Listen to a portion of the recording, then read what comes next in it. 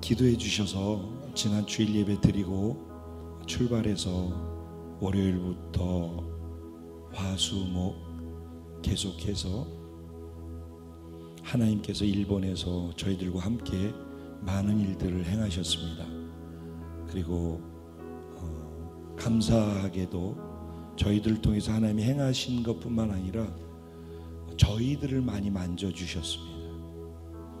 저희는 일본을 섬기러 갔는데 오히려 일본 지체들의 섬김을 받고 저희는 일본의 하나님을 더 많이 경험시켜 드리고 오려는 마음으로 갔는데 갔던 저희들이 하나님을 더 많이 경험하고 돌아오는 시간이었습니다.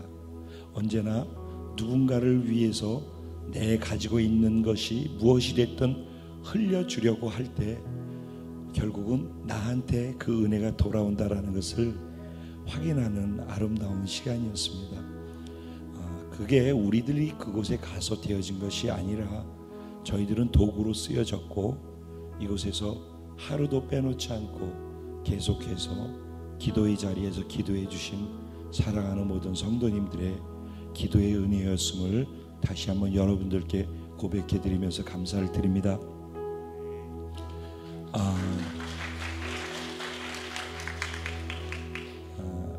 일본에서 우리들에게 이런 얘기했죠. 우리가 여기에서 예배를 준비하기 전에, 그러니까 여기 이렇게 예배 드리기 전에 방송실에서 미리 방송을 틀잖아요. 그러면은 우리 찬양님들끼리 여기서 준비하면서 야, 너 오늘 뭐 갖고 왔니? 뭐 어쨌니? 이런 얘기까지도 저기선 다 보고 있는 거예요. 그 얘기도 들리고 하는 행동까지, 얼굴 표정까지. 맞지? 지금 동시에 일본에서 우리 다 보고 같이 예배하고 있어요. 파주에서도 다 같이 우리와 함께 보고 예배하고 있어요. 카타르하고 미국하고 이런 곳은 시차가 다르기 때문에 녹화되어진 것을 가지고 예배를 드리죠. 그런데 중국이나 일본이나 파주나 최근에 제가 보니까 할렐루야 인도 뭄바이에서 동시에 지금 예배를 같이 드리고 있더라고요. 그래서 지난주에는 여전히 목사님 열정적으로 말씀 전하시는 모습이 참 보기 좋았고 은혜 되었습니다 라고 예배 끝났는데 인도에서 문자가 온 거예요. 할렐루야. 그러니까 제가 말씀드리고 싶은 것은 우리 눈에 보이는 것만이 다가 아니라는 거예요. 보이지 않는 곳에 우리가 또 있다라는 것. 우리는 보이는 것이 다인 줄 알고 살고 있는데 그러면은 판단할 때 착각할 수 있게 되고 잘못된 말과 행동들이 나올 수 있다라는 것. 마찬가지로 지금 여기 없지만은 보이지 않지만은 우리와 함께 동시에 예배하는 지체들이 있는 것처럼 여기 하나님이 계신 거예요. 보이지 않지만 여기 지금 하나님이 계신 거예요. 엊그저께 저한테 전화 왔어요. 도착하자마자 부산에서 교회를 섬기고 있는 제가 아는 목사님 계신데 작년 출석 성도가 한 200명에서 한 250명 가까이 되는 것 같아요. 아이들까지만 하면 300명 정도 되어지는 교회인 것 같고 출석 성도가. 그런데 저하고 지난번에 만나서 예배가 무엇인지 하나님이 저희 공동체 안에서 예배 가운데 어떻게 하시는지를 잠깐 나누었어요. 그랬더니 예배 세미나를 해달라고 그러더라고요. 그래서 제가 예배 세미나는 아무 의미가 없습니다. 우리 성도들 그렇죠? 예배가 뭔지 어떻게 하는 건지 몰라서 우리가 경험 못했던 거 아니죠, 그죠? 예배 세미나는 소용없고 예배가 무엇인지를 보고 느끼고 경험해야 합니다. 그래서 우리 예배사역팀이 함께 가서 한 번 강의하는 게 아니라 3일 동안 계속 예배를 같이 경험할 수 있는 시간을 가져야 합니다 라고 얘기했어요. 그래서 1월 달에 12일부터 14일까지 3일 동안 15일까지 하면 금요 기도에 우리 있으니까. 그래서 3일 동안 부산에서 브라이드 워십 팀과 함께 제가 가서 하나님 마음 나누고 올 거예요. 우리 찬양할 때 끝부분에 가서 교회를 교회되게, 예배를 예배되게 우리를 사용하소서 기도하죠. 노래 아니죠. 우리의 소원이고 기도죠. 우리를 그렇게 쓰고 계시고 또 써주실 줄로 믿습니다. 일본의 교회와 예배를 바꿔가고 있는 것처럼, 그리고 우리가 그렇게 경험하고 있는 것처럼 이제 한국에도 그렇게 할 수 있는 길을 하나님이 하나씩 여신다라고 믿습니다. 내년이 시작되어지면서 그 사역도 시작되어지는 그것이 참 놀랍습니다. 오늘도 저는 예배하고 싶습니다. 설교를 듣는 게 아니라 하나님의 음성을 내게 하시는 말씀으로 듣고 어떻게 그렇게 살까를 고민하고 이 시간 이후의 삶을 그렇게 살아드리려고 하는 데다가 초점을 두는 그런 예배를 드리고 싶습니다. 지난 금요일 날 제가 예배 드리면서 그랬어요. 여러분들도 우리 한국에서 제일 맛있는 식당이라고 해서 가서 그곳 음식을 먹어보면 정말 맛있고 황홀할 거예요. 야, 진짜 이 집 맛있다. 모두가 다 공감할 거예요. 그런데 만약에 아침 식사를 그걸 했는데 점심도 그거를 먹어, 저녁 때도 그 음식을 먹어, 그런데 그 다음 날에도 그 음식을 먹어, 근데 365일 그 음식을 아침, 점심, 저녁으로 먹어. 맛있겠어요? 어쩌면 하나님이 우리 예배하는 모습 보면서 진짜 맛없다 그러실 것 같아. 정형화되어 있는, 참석해서 도장 찍고 가는, 자기 마음과 사랑을 하나님께 사랑으로 표현할 줄도 모르는, 그리고 누가 하면 옆에서 구경하고 있는, 그리고 자기 속에 진심으로 하나님을 향해서 사랑 표현하고 싶은 걸 하지 못하고 자기 육체나 다른 사람들의 눈치 보면서 갇혀있는 예배, 거기로부터 탈피하고 싶다. 우리 일본 지체들 예배하는 거 보면 감동받아요. 기도의 내용이 달라요. 기도의 내용이 똑같은 기도를 하는데, 그게 제가 금요일 날 그랬어요. 대표 기도하는 거 우리 또 먼저 오신 분들이 나중 오신 분들 대표 기도할 때는 가르쳐 준다며. 요구하고. 그래서 다 내렸어. 내 안에서 하나님을 향해서 예배하고 싶은데 내 마음으로 하나님, 나 지금 이렇게 예배하고 싶어요. 자기를 예배자로 표현해야지. 그리고 예배를 준비하기 위해서 하나님 앞에 집중하는 우리 모두를 대표해서 그런 기도를 해줘야지. 그리고 나라와 민족을 위한 거는 중보기도 시간에 해. 중보기도 시간에. 평소 때 얼마나 기도가 안 되면은 여기서 그 기도를 해야 되냐고. 그래서 제가 우리가 하나님께 예배할 때 우리 예배가 하나님께 맛있게 드려졌으면 좋겠다. 아멘. 네. 우리 껍질이 우리를 막고 있어서 하나님께 맛을 못 드려. 근데 오늘 금수모매님께서 금요일 날 제가 그렇게 얘기하는 거 듣고 파격적으로 기도를 하셨어요. 먼저 신앙 고백하겠습니다. 이렇게 시작하셨어요. 처음에 여러분들 뭐지? 그러셨을지도 몰라요. 근데 전 너무 감사했어요. 그 시도가. 왜 기도하는데 왜 성경 구절 먼저 읽고 하는데, 하나님이 우리한테 주신 말씀인데 하나님께 기도하는 건데 우리 들으라고 기도하면 안 된다니까. 아멘. 제가 대단한 사람이에요. 18년 동안 이 얘기를 하고 싶었는데 안 했어. 시험 들까봐. 근데 이제 우리가 다 철들었다고 생각해서 18년 만에 내 가슴 속에 있던 거 처음 얘기해. 할렐루야. 여러분들 대단한 목사와 함께 있는 거야. 진짜 18년 이 얘기를 하고 싶었는데 안 했다가 오늘 처음 하는 거예요. 하나님께 맛있게 드려지는 예배자 됐으면 좋겠습니다. 이것을 위해서 같이 기도할까요? 지금 중국에서도, 일본에서도, 파주에서도, 그 이외에 인도에서도, 그리고 저희와 함께 지금 인터넷을 통해서 생방송으로 예배하고 있는 모든 분들 그 자리에 여기에 방송하는 걸 보고 설교 듣고 은혜 받지 말고 여러분들이 하나님께 맛으로 하나님이 느낄 수 있는 예배 표현을 사랑으로 드리는 그런 예배 될 수 있게 되기를 소원합니다. 이것을 위해서 우리 한번 기도할까요? 하나님, 내가 이런 예배 드릴 수 있게 해주세요. 오늘 이 시간 말씀을 들을 때도 여기 계신 하나님께서 내게 개인적으로 하신 말씀 받는 그런 시간 되게 해주세요. 우리 주님의 이름을 간절히 3번 부르고 함께 기도하고 예배 드리겠습니다. 기도 드리겠습니다. 주여, 주여, 주여. 예수님의 사랑으로 여러분들을 축복하고 사랑합니다. 마태복음 23장에서 25절, 25장은 예수님이 우리에게 말씀하신 이 시대의 마지막 때의 이야기입니다. 예수님께서 말세의 징조와 재림의 시기에 대하여 예언하시면서 37절부터 39절 말씀을 함께 보도록 하겠습니다. 노아의 때와 같이 인자의 인함도 그러하리라.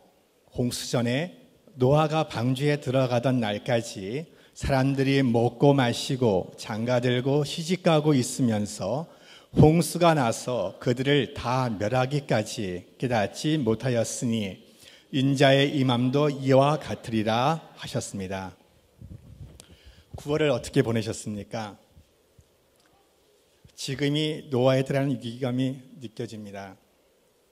세상이 급속도로 달라지고 타락의 정도가 정상적으로 이해할 수 없을 정도로 타락하여지고 있어 우리가 이 시기를 어떻게 깨어 나의 신앙을 지켜야 할지 고민할 때입니다.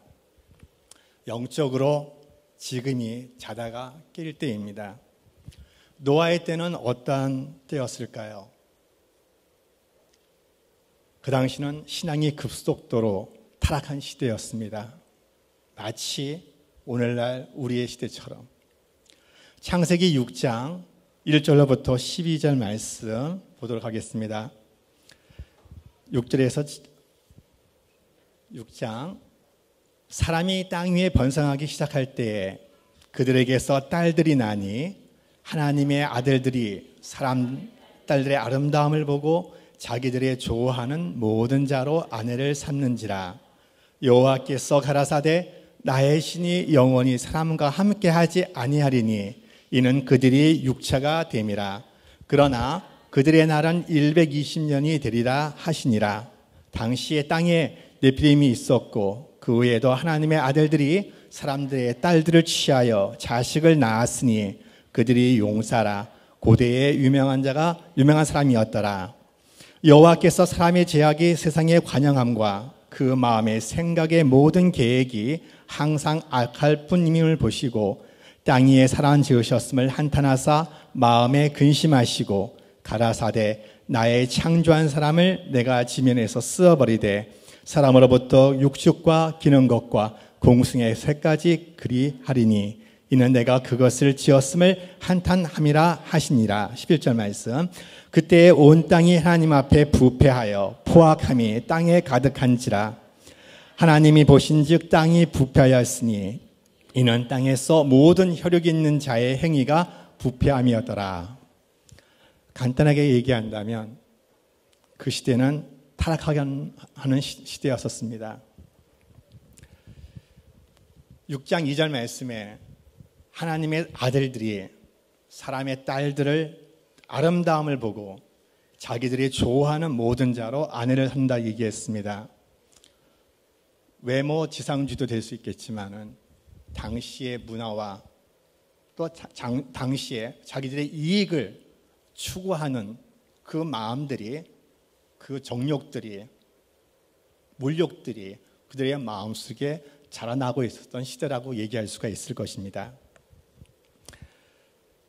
3절 말씀에 나의 신이 영원히 사람들과 함께하지 아니하리니 이는 그들이 육체가 됨이라. 이 말씀을 보면서 우리가 기억할 것이 뭐냐면은 셋의 후손들이 그 당시에 존재했다는 것이었습니다. 그런데 하나님께서 택하신 그 셋의 후손들이 시간의 지남에 따라 그들도 동일하게 세상과 더불어서 타락하였다는 사실을 우리가 볼 수가 있어요. 마치 견고하게처럼 보여졌던 그 셋의 후손들, 우리가 4장 26절을 보면요, 에노스 때에 하나님의 이름을 부르는 경건한 자들이 나타났다고 얘기합니다. 그리고 나서 에녹이 태어났습니다. 그리고 무두셀을 낳고 또 그가 하나님과 300년을 함께 동행하였고 자녀를 낳았고 살다가 하나님이 그를 데려가심으로 세상에 있지 아니하였다. 그리고 그 후손인 무두셀레가 187세에 라멕을 낳고 자녀를 낳았으며, 그리고 라멕은 184에 노아를 낳아 장차 하나님께서 땅에 심판할 때 이 아들을 통하여 땅이 위로를 받을 것이라는 것을 바라보며 노아라고 이름을 지었습니다. 무두셀레와 라멕, 그는 노아의 때의 동시대 사람들입니다. 성경에서는 노아뿐만 아니라 많은 아들을 낳고 자녀들을 낳았다고 얘기했습니다. 그리고 예수님께서 노아에게 방주를 지으라고 하셨던 그 시기에도 라멕과 무두셀레는 살아 있었고 그의 후손들도 같이 함께 공존했던 시대였었습니다. 그런데 예수님께서 노아로 하여금 방주를 짓게 한 사역이 시작되어집니다.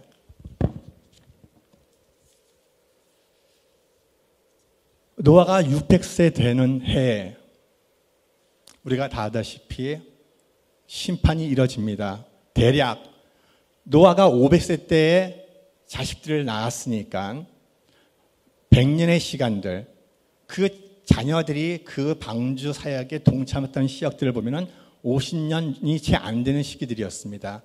과연 노아가 그 가족이 방주를 지었을까요?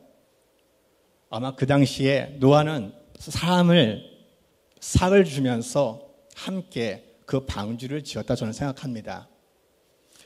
우리가 생각하는 노아는, 그 방주는 축구장의 1.5배의 크기이고 높이가 아파트 5층의 크기입니다.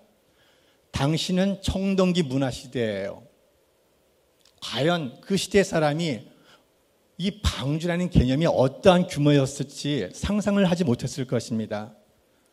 그는 단지 하나님께서 시키는 대로 계획대로 진행했을 터이고 또 그 당시의 목수와 여러 가지의 도움을 저는 받았을 거라고 생각합니다. 그때 친척들도 와서 도왔을 것이고 하나님을 따르는 사람들도 함께 동참했을 것이에요. 그러면서 그들이 방주를 지어갑니다. 그리고 어느 한순간 노아에게 하나님께서 이 땅의 모든 짐승의 정결한 것의 7쌍씩을 그리고 부정한 동물의 호흡하는 자들의 2쌍씩을 불러오게 하시고 그들이 먹을 수 있게끔 먹을 음식을 준비하라고 하나님께서 말씀하셨습니다. 그 모든 과정 속에 수많은 사람들이 그들의 모든 삶들을 지켜보며 바라봤을 것입니다. 그런데 그렇게 경건하게 살았던 사람들과 함께 했던 많은 사람들이 노아의 방주에 탑승하지 못합니다. 함께 하지 못합니다. 그들은 하나님께서 명하신 노아의 그 계획을 이해할 수 없었고 그것이 이루어지지 아니할 거라고 그들은 아마 철떡같이 믿었던 것 같습니다. 오늘 우리가 본문을 읽었을 때 그 비가 내리기 시작하는 그날까지 먹고 마시고 장가들고 즐겼다라고 얘기하지 않습니까? 분별의 때를 놓치고 있다는 것이에요. 많은 사람들이 신앙이 타락하기 시작하면 예전에 믿었던 나의 믿음조차도 잊어버리고 하나님의 사랑뿐만 아니라 하나님의 그 놀라운 계획과 이적까지도 눈에 보이지 아니하고 내 눈앞에 보이는 현실 속에 자족하고 거기에 머무르고 있는 이 현실들을 우리에게 지금 얘기하고 있습니다. 최근에 왜 노아 부부와 노아의 세 아들과 자부만 그 배에 탔을까?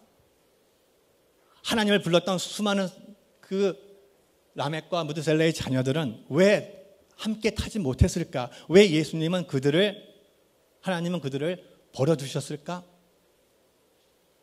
저는 그렇게 생각하지 않습니다. 버려둔 것이 아니라 그들이 선택하지 않았던 결과인 것입니다. 이 시대가 얼마나 타락했는지 우리가 얘기하지 않아도 정말 마음속으로 아파하고 답답한 경우가 너무 많지 않습니까? 동성애 문제로부터 시작해서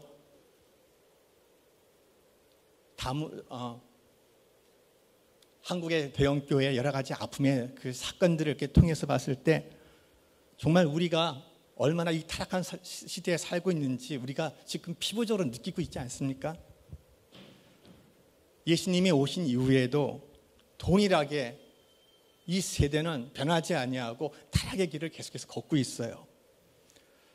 예수님께서 당시의 바리새인과 서기관들에게 그들이 예수님께 표적을 구했을 때 악하고 음란한 세대에게 보여줄 수 있는 것이 아무것도 없다고 얘기했습니다. 그리고 말씀하시기를 니느웨의 사람들과 남방 여인이 일어나 너희를 정죄할 것이라고 얘기했어요. 그 이유는 그 사람들이 예수님을 보지 못했지만은 회개하고 하나님께 돌아온 그 사람들이 예수님을 보고 믿지 아니한 우리 세대에게 그들이 정죄한다는 것입니다. 그러니 예수님이 오신 이후에 우리는 그 하나님의 그 심판 앞에서 우리가 정죄받님이 어떠하겠습니까? 노아 홍수의 시대상이 오늘보다도 어쩌면 더 덜하지 않을까 하는 생각이 저는 듭니다. 노아 때에 그 사람들은 왜 그 방주에 타지 못했을까? 아마 그들은 참된 신앙을 지키지 어려웠을 거라 저는 생각합니다.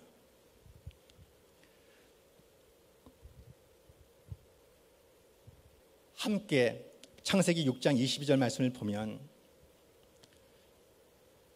노아는 하나님이 명하신 대로 다 준행했다고 얘기합니다. 자기의 생각대로 짓지 않았습니다. 그는 세상에 살면서도 세상과 분리된 삶을 살았을 거라서 생각합니다. 우리가 주위에서 볼 것이 하나님의 이름을 부르기 시작했던 많은 자들이 떨어져 나갔지만 또 한편으로는 그 노아의 세 자부는 세상 속에 있다가 하나님의 품으로 들어온 자들이라고 생각되지 않으십니까? 도리어 하나님 품 안에서 하나님을 불렀던 자들이 노아 방주에 탑승하지 못했지만 그 세 자부는 유심히 그들이 노아가 계속 방주를 짓는 그 일들을 바라보면서 저 사람들은 왜 저것을 짓고 있지? 저것은 무엇을 의미하는 것일까? 그러면서 그들은 노아의 세 아들의 자부가 되어졌다고 성경은 얘기하고 있어요. 그들은 자기의 아비의 집과 친척을 떠나서 노아의 방주에 그 노아의 가족이 되었습니다. 그들은 세상 속에 살았지만은 세상과 분리된 삶을 선택했던 것이었습니다. 그들은 좁은 길을 선택했고 좁은 문으로 들어온 것이었습니다. 우리의 신앙도 동일합니다. 우리가 가고자 하는 길, 선택하는 것이 눈에 보일 때 그것이 아름답고 커 보인다 할지라도 그것이 정말 하나님이 원하시는 것인지를 생각할 때 저희는 그 좁은 길을 선택할 수밖에 없는 것이 우리의 삶인 것 같습니다. 노아의 때는 어느 한순간 찾아오는 길입니다. 지난 네팔의 지진 2015년 4월 25일 날 진도 8의 지진이 일어났습니다. 과연 이 땅의 과학자들이 네팔의 지진을 알지 못했을까요? 이미 그 지진학자들은 네팔의 지진이 일어날 것이라는 것을 이미 예측했다고 얘기합니다. 단지 그 시기를 알지 못했어요. 네팔의 지진이 일어날 것이라는 사실을 알면서도 그들은 설마 오늘이겠거니 혹은 이번 주 안에겠거니라고 생각하지 않았다고 그 지질학자들이 얘기하는 내용들이 있습니다. 그러나 그들이 예측하고 나서 일주일 후 그들은 자기들이 예상했던 것보다 더 큰 지진이 일어나서 엄청난 참사가 일어났던 것들을 경험했다고 얘기합니다. 모두들 그렇게 빨리 올 줄 몰랐다고 쓴 글들이 있습니다. 그 당시에 현장에 있던 사람들 얘기가 지진이 나는 그 시간까지 많은 사람들이 먹고 즐기고 파티했던 그런 흔적들도 있다고 얘기합니다. 마태복음 24장 38절 말씀을 보면 홍수가 나는 날까지 사람들은 먹고 마시고 시집가고 장가가고 있으면서 홍수가 나서 그들을 멸할 때까지 그들은 깨닫지 못하였다. 데살로니가 전서 5장 3절 말씀을 보면 평안하다 안전하다 할 그때에 임신한 여자에게 해산이 갑자기 닥쳐온 같이 멸망이 갑자기 임한다고 하였습니다. 지금 많은 사람들이 먹고 마시고 즐기는 데 관심을 집중하고 있습니다. 강단의 메시지도 축복과 위로, 힐링, 그리고 우리의 삶이 풍족함에 대해서 관심이 집중되어 있습니다. 우리의 관점이 지금 살고 있는 안일함 속에 머물고 있는 것이 우리들의 삶입니다.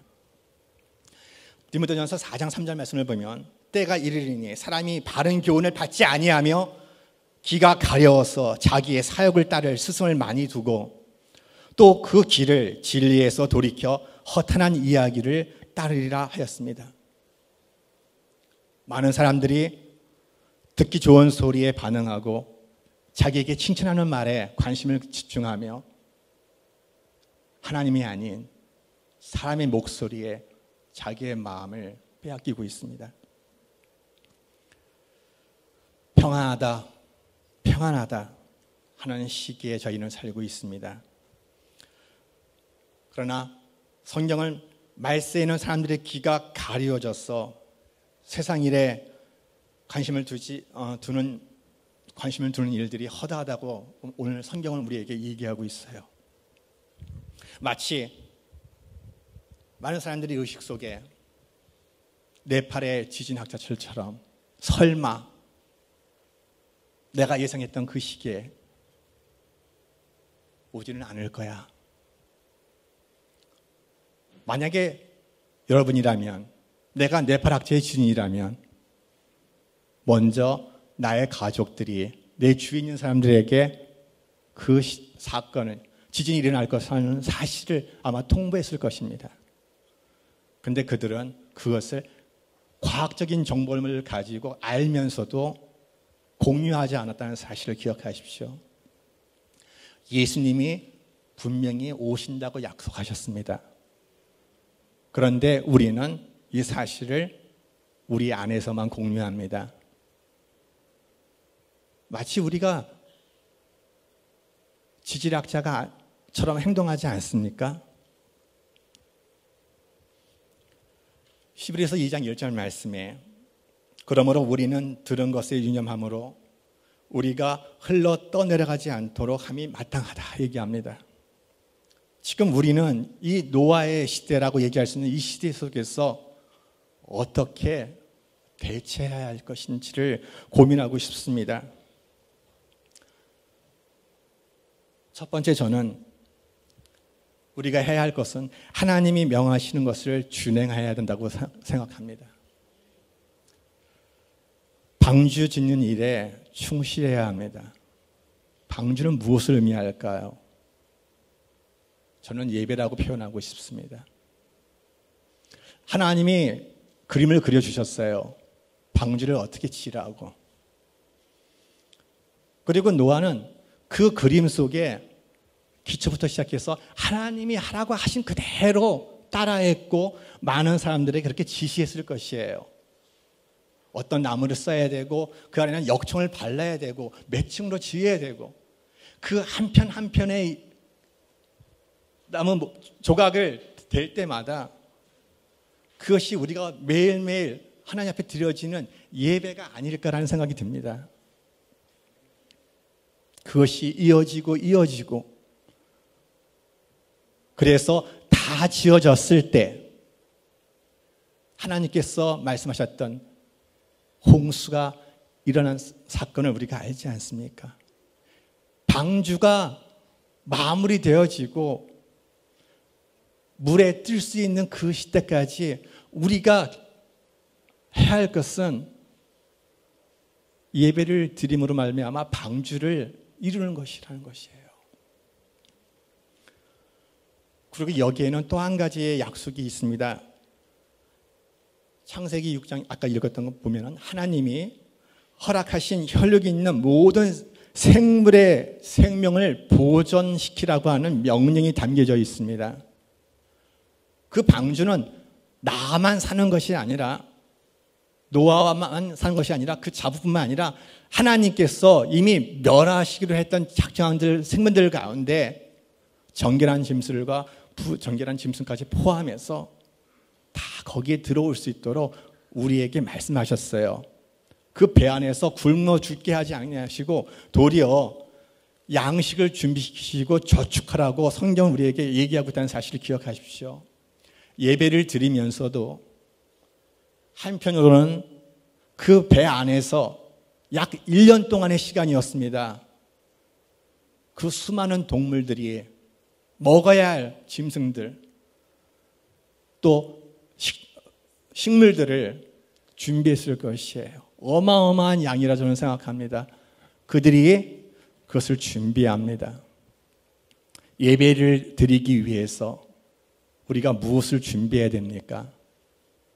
찬양팀이 필요하고 말씀이 필요하고 교제가 필요하고 또 섬김이 필요하고 희생이 필요하지 않습니까? 그 8명이 해야 할 일이 무엇이었을까요? 그 배를 짓는 과정뿐만 아니라 홍수가 난 이후에도 1년간 그들은 그 좁은 공간 안에서 동물들에게 음식을 대줘야 하는 일들을 계속해서 했었어요. 내가 예배 드리고 땡이 아니라 예수님께서 그들을 다시 이 땅에 새로운 새 땅, 새 하늘이라고 저는 표현하고 싶어요. 그때까지도 계속해서 그들은 그 방주 안에서 코끼리에게 풀 주고 사자에게도 먹이를 줘야 되지 않았을까요? 왜 7쌍이었을까요? 그 7쌍이 다 살았다고 저는 생각하지 않습니다. 그 안에서도 육지동물에게는 그 정결한 7쌍 가운데에서 한 쌍씩을 죽여가면서 그들에게 먹이지 않았을까? 저는 이거 개인적인 생각입니다. 계속해서 그 안에서 희생이 일어나는 것이에요. 그리고 끊임없이 그 좁은 공간 안에서 악취나고 배설물들이 없었을까요? 동물들끼리 싸움이 없었을까요? 그럼에도 불구하고 그들은 그 안에서 조정하고 먹여주고 그러면서 하나님께서 홍수가 다 끝날 때까지 그들을 다 풀어줄 때까지 노아의 후손들에게 임무를 부여했다는 사실들을 기억하십시오. 노아는 방주를 지으면서도요, 또 자식을 낳고 또 장가 보내서 며느리도 맞이했습니다. 우리의 거룩함이 무엇입니까? 이 땅에 살면서 오직 예배에만 집중하고 교회에만 참석하라는 것이 아니었다고 저는 생각해요. 사람들과 끊임없는 만남이 있었을 것이라 저는 생각합니다. 그래서 자부도 받았지 않습니까? 그래서 그들로 하여금 하나님이 어떠한 분인지를 그들이 알게끔 했었기 때문에 그 며느리들이 기꺼이 그 남편들을 도와서 방주 짓는 일에 참여하지 않았을까요?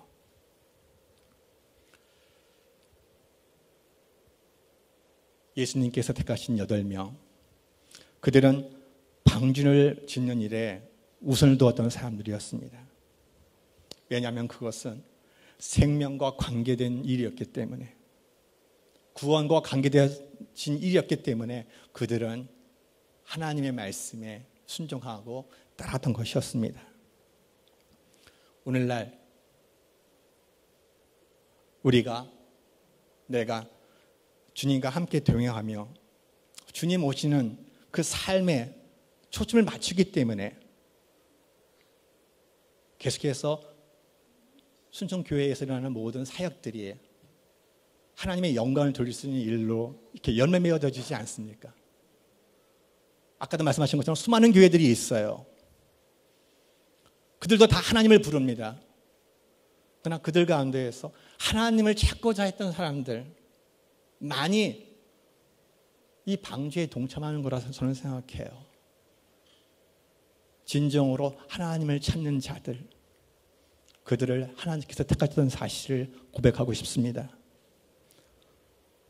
두 번째로, 시간에 집착하지 말아야 합니다. 9월 달에 있을 그 내용들을 들었을 때 사실 저도 긴장했었습니다. 과학적인 증거와 또 히브리적인 그 사고방식 속에서 성경관을 보면서 얘기했던 그런 부분들이 사실 솔깃했던 것도 사실이었어요. 하지만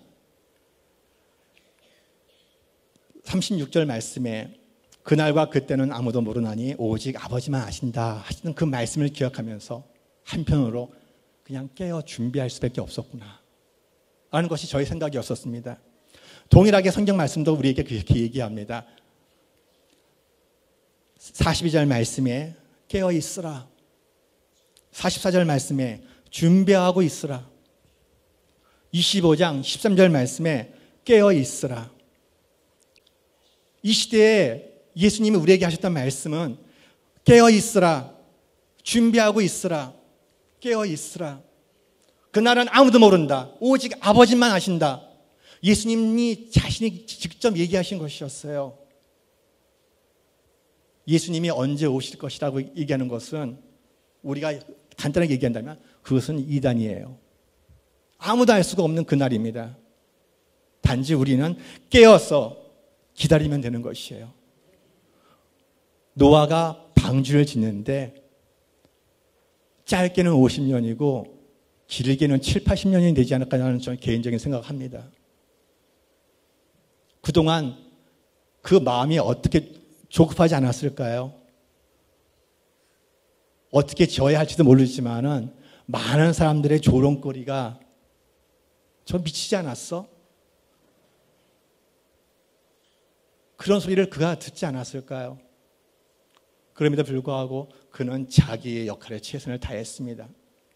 노아 짓는 일에 최선을 다했던 것이었습니다.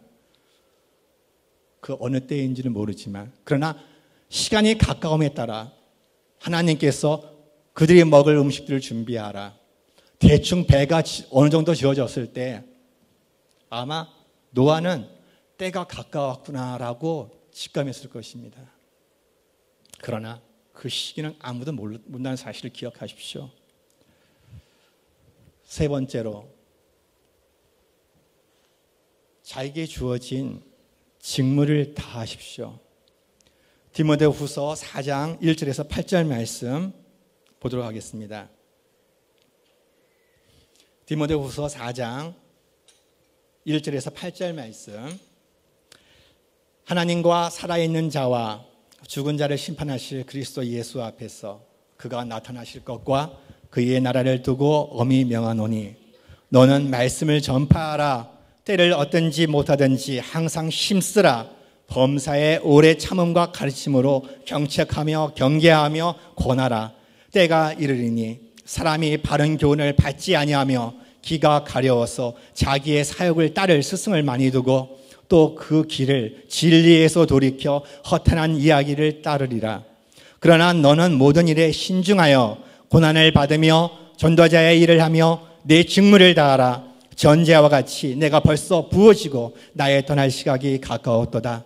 나는 선한 싸움을 싸우고 나의 달갈 길을 마치고 믿음을 지켰으니 이제 후로는 나를 위하여 의의 면류관이 예비되었으므로 주 곧 의로우신 재판장이 그날에 내게 주실 것이며 내게만 아니라 주의 나타나심을 사모하는 모든 자에게로다.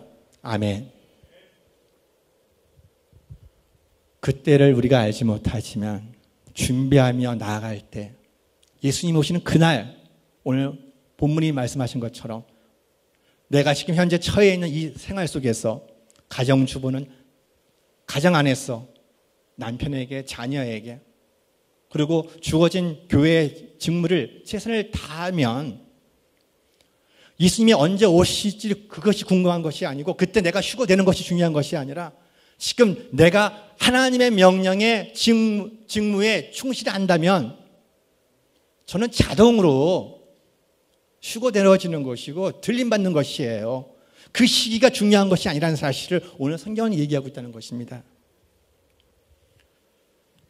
각자에게 주어진 모든 일에 최선을 다할 때 그것이 예배고, 그것이 주님은 오시는 그날 내가 자동적으로 올려가는 그 시간이라는 사실을 기억하십시오. 고린도전서 3장 13절 말씀에 각 사람의 공적이 나타날 터인데 그날이 공적을 밝히리니 이는 불로 나타내고 그 불이 각 사람의 공적이 어떠한 것을 시험할 것입니다. 우리는 그날의 공적이 나타내기 위하여 준비하는 지혜로운 자가 되어야 됩니다. 내가 어떤 일을 봉사를 해서 얻는 구원이 아니에요. 내가 하나님께서 나에게 주어진 그 명령을 얼마나 충실하게 집중하여서 지켰는지가 우리의 공적입니다. 내가 헌물을 많이 하고 헌금을 많이 해서 그것이 얻는 그 열매가 아니었어요. 하나님은 우리를 주의 일꾼으로 삼으셨지 종놈으로 삼지 않으셨다는 사실을 기억하십시오. 우리는 그분의 자녀예요. 제가 20년 선교사 생활하면서 정말 최선을 다해서 하나님 앞에 막 열심히 살았어요. 근데 최근에 하나님이 말씀하시기를, 제가 말레이시아 가서 한 반년을 너무 불편한 거예요. 비자 때문에 아무것도 할 수 없고, 이거 내가 정말 하나님의 것을 축내는 사람 식충이 아닌가라는 생각이 들 정도로 계속해서 고민하고 마음이 힘들었던 시기가 있었어요. 어떻게든 내가 중국에도 가서 일을 해야 되는 거 아닌가라는 그런 조바심도 났었고. 그런데 그때 이 말씀을 하시더라고요. 너는 왜 이렇게 일에 집중하고 있어? 내가 너를 일꾼으로 일만 시키려고 너를 보낸 거 아니잖아. 너 내 자녀 아니니? 왜 힘이 없어? 그 말씀을 딱 듣는데 제가 지금까지 살아온 것이 너무나 부끄러운 거예요. 나의 최선이었고 나의 열심이었어요. 근데 하나님이 원하시는 것은 그것이 아니라 정말 그분 안에서 자유함 속에서 그분과 함께 교제하고 또 그것을 말미암아 이웃들에게 증거하는 것이었는데 너무 나의 의가 앞섰고 나의 열심이 앞섰던 것이었어요. 이것이 지나치면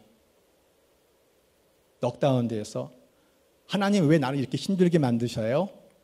그러면서 아마 노아의 때에 많은 사람들이 그 방주에 앉았던 사람처럼 아마 변질되어졌을 것이에요. 100년 동안 나는 노아를 도와서 방주를 졌는데 언제 오실 거야? 왜 안 오셔? 아예 지겨워서 못하겠어. 그런 마음이 없었을까요?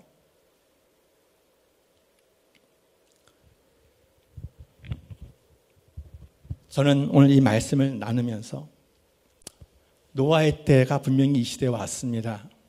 그러나 우리가 해야 할 것은 하나님이 명령하신 것에 그냥 최선을 다하면 그것으로 하나님께서 우리를 기억하시고 주님의 그날에 우리를 부르실 거라는 확신이 있습니다. 너무 시간에 집착하지 않는 우리의 모습을 가졌으면 좋겠습니다. 지난 9개월 동안 오로지 저의 관점은 비자였습니다. 비자를 취득해야지만이 내가 현지에 살 수 있었고 그리고 무슨 일을 하더라도 할 수 있었을 텐데 그런 기간들이 계속해서 압박이었어요. 3개월마다 출국했다가 또 10일 만에 다시 들어와서 또 비자 연장해서 그리고 세 번째 입국할 때는 이제 당신 이제 못 들어와. 마지막이야. 그때 이제 한참 취업 비자를 누구의 도움을 통해서 취업 비자를 받는 그 시점이었는데 조바심이 나는 거예요. 3개월, 2개월, 1개월 남았을 때. 그래서 마지막 그날까지 아내는 먼저 일주일 전에 보내고 저는 마지막 그 D-Day까지 어떻게든 비자 나올 때까지 비자 받으면 바로 연장해서 거기서 살아보겠다고 마지막 날까지 기다렸거든요. 나오지 않았어요. 그러면서 대충 가능성에 대해서는 얘기를 들었습니다. 최소 3개월 이내에서 6개월 이내는 나올 것이라는. 그러면서 이제 제가 어쩔 수 없이 지금 한국 땅에 오게 되어졌습니다. 그런데 제가 한국에 나온 이유는 단지 비자 문제뿐이었어요. 내가 보는 것은 그 시점이 그 관점밖에 되지 않는 것이에요. 그런데 제가 출국하기 전날 아내로부터 전화를 받았습니다. 장인 어른이 식도암 말기 암 판정을 받았다고. 그리고 저희는 들어가서 믿지 않은 그 장인에게 아내는 대구에서 서울까지 왔다 갔다 하면서 몇 차례 만나서 복음을 전했어요. 그리고 한 달 후에 이제 장인이 이제 소천을 하셨습니다. 구원의 주권은 주님에게 있지만 우리가 복음을 전하고 장인어른이 그 말씀을 다 따라해서 기도하고 그래서 저희는 마음속으로 구원을 받았구나라고 생각합니다. 하나님의 때는 우리가 모르는 것이잖아요. 저희는 비자 때문에 나왔다 생각했지만 하나님께서는 우리로 하여금 장인 어른의 그 소천을 보게 해주셨고 또 마사인 제가 마사의 그 신분을 가지고 마지막 3일을 제대로 제가 장가 가고 나서 20몇 년을 장인을 딱 3번 봤거든요.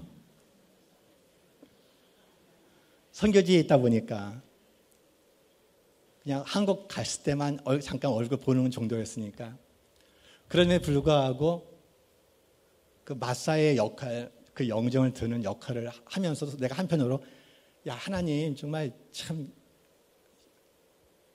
신기하시다, 신묘하시다. 아니 안 그랬으면 제가 만약에 제가 현지에 있었으면은요 아마 저 아내만 보내고 저는 안 나왔을 그런 유인입니다. 그 우리 장모님이 그러셨어요. 20년 전에 저희가 선교사로 나가기 전에 너희들이 공인인데 선교사인데 나로 말미암아 너희들이 선교지에 갔다가 본인의 부르심을 받고 다시 오는 것을 본인이 원치 않으셨어요. 그래서 기도하기를 우리가 선교사로 파송되기 전에 하나님 불러주십시오라고 기도를 하셨거든요. 저희 장모님이 7년간 그 류마티스 관절염으로 고생하시다가 이제 소천하셨는데 본인이 그렇게 늘 기도하셨는데 정말 한 달 전에 장모님이 소천하셨거든요. 선교사는 선교지를 떠나면 안 된다고. 단지 그 이유 하나뿐이었어요. 그런데 이번에 장인도 동일하게 그 장모님의 그 기도대로 선교지에서의 부르심을 받지 않도록 이 비자 문제를 통해서 그렇게 역사하셨거든요. 아내도 아버지에게 복음을 전하고 복음을 따라할 수 있는 그것이 위안이 되어져서 평안함을 누릴 수 있었고 그리고 한국 와서 말레이시아에서는 중국 들어가는 비자를 받기가 쉽지 않습니다. 그런데 이번 기회에 와서 1년짜리 비자를 연장했었고 그러니까 우리가 생각하는 것은 단순하게 비자 연장이라는 거지만 하나님의 계획은요 그 안에 모든 것을 다 담고 있다는 것이에요. 내가 알지 못하는 그 비밀 또한 그 안에 다 담겨져서 우리로 하여금 주님만 바라보고 나갈 때 하나님은 예수님은 우리가 예상하지 못했던 것까지도 다 그 준비하셨다는 사실들을 여러분 확신하십시오. 이것이 우리가 예수를 믿는 비결이고 기쁨입니다. 그래서 재림이 온다 할지라도 우리가 두려워하지 않는 것은 말세 때를 누가 언급하고 몇 월 며칠이라고 해도 그거에 휩쓸리지 않는 것은 그날 나는 보장되어 있어. 너희들이 얘기하는 것은 거짓이야. 예수님도 모르는 그 시기를 너희들이 어떻게 알아? 그렇게 치부해 버리십시오. 내가 지금 현재 최선을 다하고 예배에 집중한다면 나는 자동으로 주의 나라가 간다는 사실을 여러분들이 확신한다면 이때 우리가 살아서 우리가 해야 할 것은 예배에 집중하는 것입니다. 그 안에서 함께 공유하고 나누며 기쁨을 누리고, 그래서 이것이 연장되어져서 주님이 오시는 그날, 그리고 그 이후에 그 천국에서 우리가 드려진 이 예배가 계속해서 연장되어서 드려진다는 사실들을 우리가 안다면 이 땅에서의 염려, 이 땅에서의 시간적인 이 광각관념 속에서의 공포와 두려움, 그것은 다 지나갈 것입니다. 여러분들이 주어진 책무를 다 하시기를 원합니다. 저는 선교사로서 제가 최선을 다할 것이고, 또 후방에서 기도와 물질로 후원해 주시는 여러분들은 또 여러분 나름대로 그것이 여러분들의 직무이고, 또 시간이 나신다면 함께 선교지를 답사하면서 하나님이 함께 여기뿐만 아니라 함께 공유하고 함께 나누는 그 사실들을 경험해 주는 것이 우리가 연합되어지는, 또 하나 되어지는, 그리고 하나님의 그 비밀을 느끼는 그 자리에 서는 것이라 저는 생각합니다. 비록 지금이 누워야 되라 할지라도 우리가 두려워하지 않는 것은 우리가 주님의 품 안에 거하기 때문에 그분이 모든 것을 인도하신다는 사실을 우리 믿는 그 믿음 가운데에서 우리는 승리할 것입니다. 우리의 믿음의 대소가 중요하지 않다고 제가 지난번에 말씀드렸잖아요. 우리는 믿음이 있고 없고입니다. 여러분들은 예수님을 믿지 않습니까? 그러면 이 사실을 믿고 시간의 주위의 모든 것으로부터 요동되어지지 말고 오늘 이 시간, 아까 목사님이 말씀하신 것처럼 예배에 집중할 때 우리가 그분과 함께하는 것입니다. 말씀을 믿도록 하겠습니다. 하나님, 우리가 많은 것에 시간적으로, 시각적으로 우리의 관점이 머물러 있는 것을 고백합니다. 주님, 우리의 시각이 우리에게 머물지 말게 하시고 아버지의 뜻과 아버지의 그 때를 소망하며 그날까지 정말 우리가 간절함으로 주를 만나는 그 시간까지 우리의 간절함이 주님 앞에 상달되어지기를 소망합니다. 오늘 드려진 예배뿐만 아니라 매일매일의 우리의 호흡이 주님과의 예배 속에 함께 붙여져 주님이 우리 마음속에 임재함으로 경험되어지는 그 순간들이 주님 오시는 그날까지 이루어지기를 간절히 소망합니다. 오늘도 함께 하신 예수님 고맙고 감사합니다. 사랑합니다. 주님, 이 마음을 고백합니다. 예수님 이름으로 기도합니다.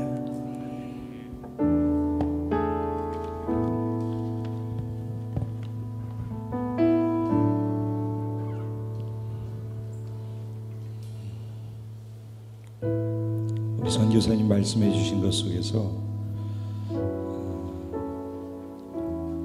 방주를 짓는 것, 오늘날로 치면은 예배를 예배되게 하는 것, 내가 예배에 집중하고 계속 예배를 계속 하나님 앞에서 드리게 되면 그게 내가 탑승할 방주. 아멘.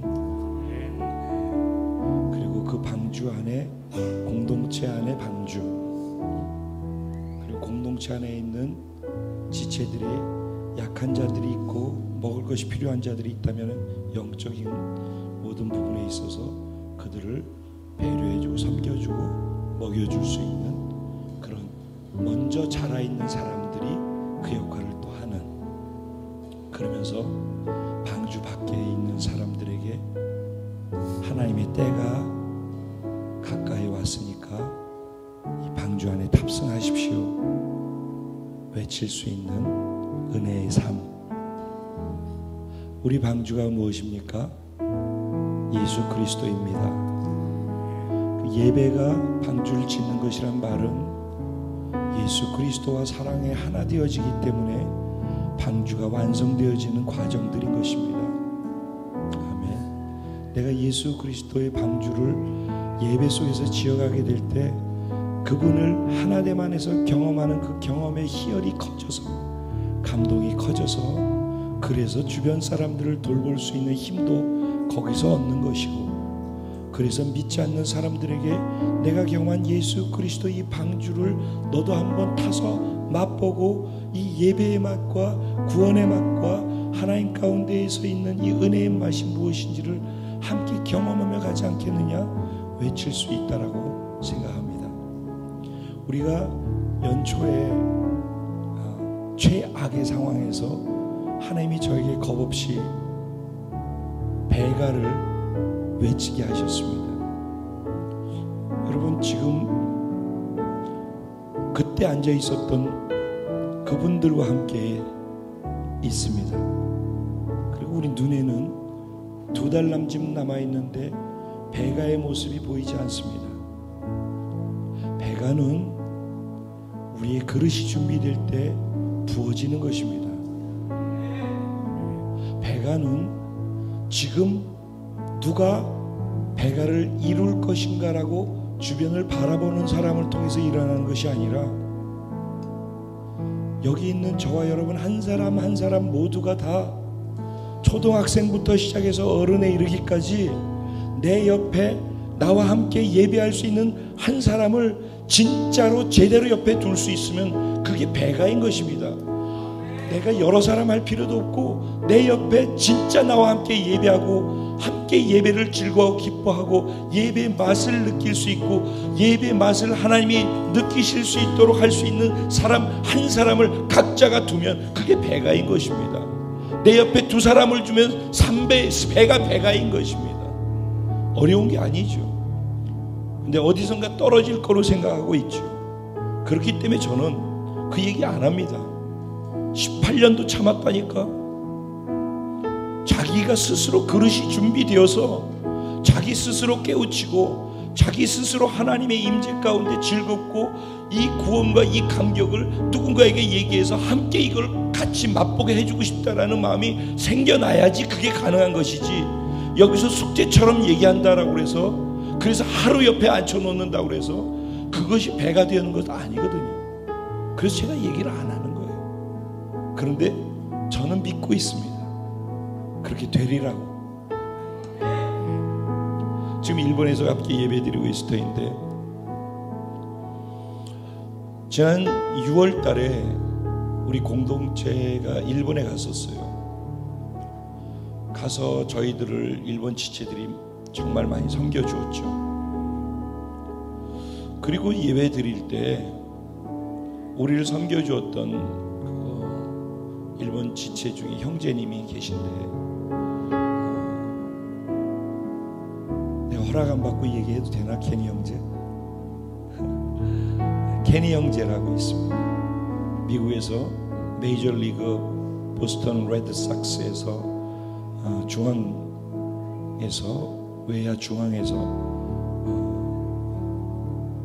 자기 포지션을 갖고 있는 그 형제. 근데 몸이 너무 아프고 안 좋아서 더 이상 계속 그 일을 할 수가 없어서 그만두고 일본으로 돌아왔어요. 보니 계속 몸이 아프니까 몸을 사리게 되고 얼굴이 완전히 초췌하고 너무 마르고 야위어가지고 힘든 모습을 우리가 보고 있어요. 그런 모습을 우리를 차를 태워주고 봉사를 하고 섬겨줬어요. 근데 이제 일본 지체들이 케니 형제가 사실 몸이 너무 많이 아픈데 위해서 기도해 줬으면 좋겠습니다. 그래서 저희들이 같이 그때 기도했어요. 다 같이.